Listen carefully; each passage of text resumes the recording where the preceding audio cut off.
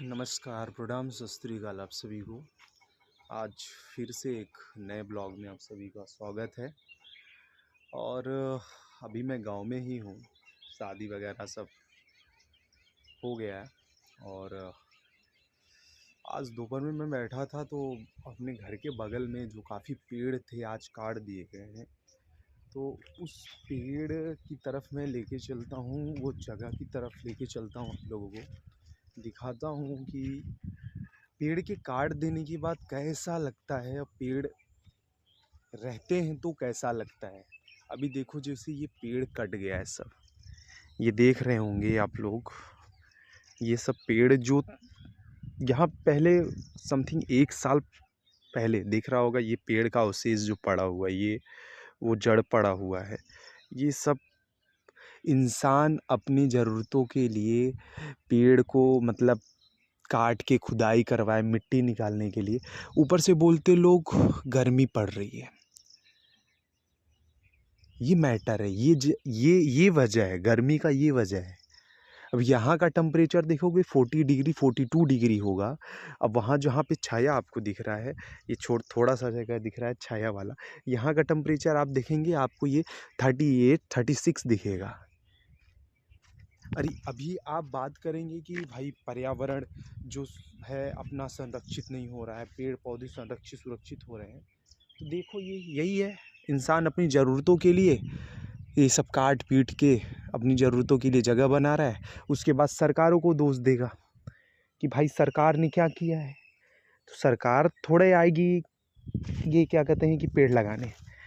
अभी हमारे भारत में एक लीग हो रहा है, इंडियन प्रीमियर लीग।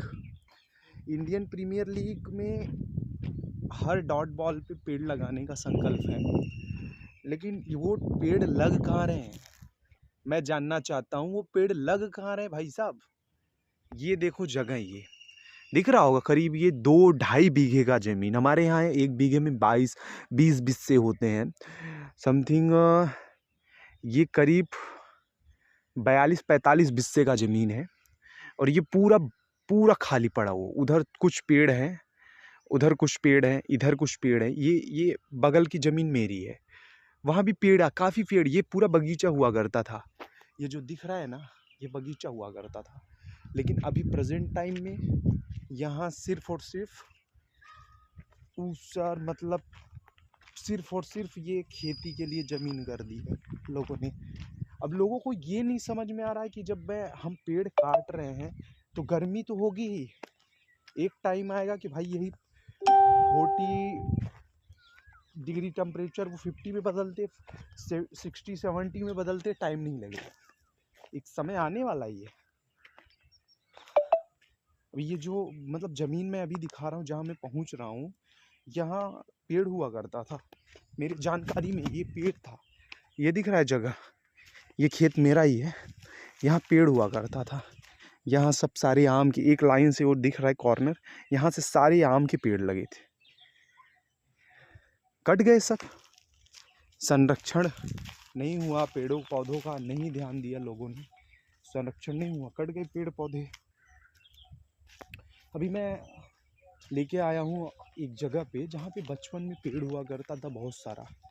ये पीछे देख रहे हैं आप, ये पेड़ ही पेड़ था। ये जगह देख रहे हैं, यहाँ पे पेड़ ही पेड़ था। ये जगह देख रहे हैं, यहाँ भी पेड़ आम का था। देखो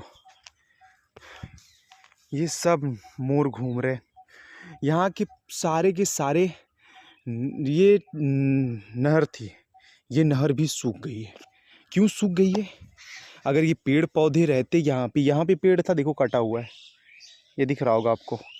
पेड़ रहता, बड़ा सा आम का पेड़ था यहाँ पे, वो 2 पेड़ बचे हुए हैं छोटे दादा के, ये आम के ही है। वो भी फल नहीं देते क्योंकि पानी नहीं उनको दिया जाता, फल ही नहीं देते। अब ये दिख रहा होगा आपको, ये जगह, ये नहर है, ये हमारे यहाँ का नहर है। नहर भी सूखा हुआ है, पानी ही नहीं है। सारे पेड़ देख रहे हो सूख रहे हैं। उधर किसी ने काट के फेंका हुआ है, इधर देखो काट के फेंका हुआ है पेड़। पेड़ भाई साहब बचेंगे नहीं, पेड़ रहेंगे नहीं तो आदमी क्या कहते हैं को आदमी को ऑक्सीजन कहाँ से मिलेगा। और दूसरी बात भाई, जल जीवन है, मैं मानता हूँ, लेकिन पेड़ भी ऑक्सीजन के लिए ज़रूरी है। हर पेड़ ऑक्सीजन नहीं देता, मैं मानता हूँ, लेकिन भाई पर्यावरण को संतुलित रखने के लिए पेड़ का रहना ज़रूरी है। आप ये मत ये मैं नहीं कहता हूँ कि आप वुडन चीज़ों का यूज़ मत करिए, करिए वुडन चीज़ों का यूज़ करिए, बट उसे रिसाइकल कर के, जैसे कि रिपेयर करिए उसको, मतलब मॉडिफाई करके यूज़ करिए। अभी देखो, वो नील गाय दिख रही होगी आप लोगों को, दिख रही है? ये नील गाय है। और नील गाय अब वहाँ पे खा रही जो भी खाना, उसको खाने के बाद पानी नहीं, उसको पीने के लिए इधर कहीं पानी दूर दूर तक आपको नहीं मिलेगा। ये पानी यहाँ भी पेड़ है, ये सब छोटे दादा का अपनी ही ज़मीन है, ये भी अपनी ही ज़मीन, अपने लोगों की, अपने ख़ानदान की ही ज़मीन है। ये ज़मीन वो ज़मीन सब अपने ही घर के परिवार के ज़मीन है। वहाँ पे देखो नील गाय हैं, भर एक पीपल का पेड़ है, बहुत सारी नील गाय खड़े हुए हैं, लेकिन नहीं है खाने के लिए चारा तो मिल जाएगा कैसे भी करके, लेकिन इनको पीने के लिए पानी नहीं मिलेगा।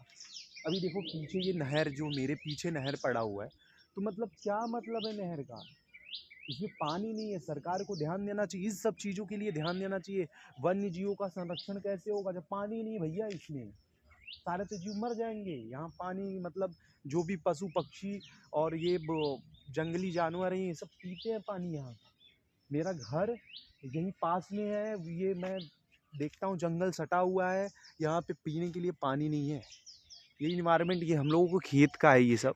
अभी देखो यहाँ पे समरसेबल लगाया, ये न मतलब ये विडंबना है हमारे यहाँ का कि ये नहर है, नहर है, नहर के बगल में समरसेबल लगाना पड़ा। क्या जरूरत पड़ी समरसेबल की? क्योंकि पानी ही नहीं है, समरसेबल लगाना पड़ेगा। तो इस ब्लॉग में यही कहने का मेरा उद्देश्य है, तो वन्य जीवों की रक्षा करें, पेड़ पौधों को लगाएं, पेड़ पौधों को काटें ना। ज़रूरत जब तक है वो अपने आप नष्ट हों तो भले उनका यूज़ करें, उनकी फर्नीचर बनाएं, लेकिन हरे पेड़ों को काट के फर्नीचर बना कदापि गलत है, कदापि मतलब सही नहीं है। तो मतलब मेरा यही रिक्वेस्ट है, हम्बल रिक्वेस्ट है, जितना हो सके पेड़ लगाइए और झाड़ लगाइए आप लोग ऐसे। और सरकार को इन सब चीज़ों पे ध्यान देना चाहिए, जैसे ये सब नदी नाले सूखे हुए हैं तो इन पे ध्यान देना चाहिए, इनको भरना चाहिए।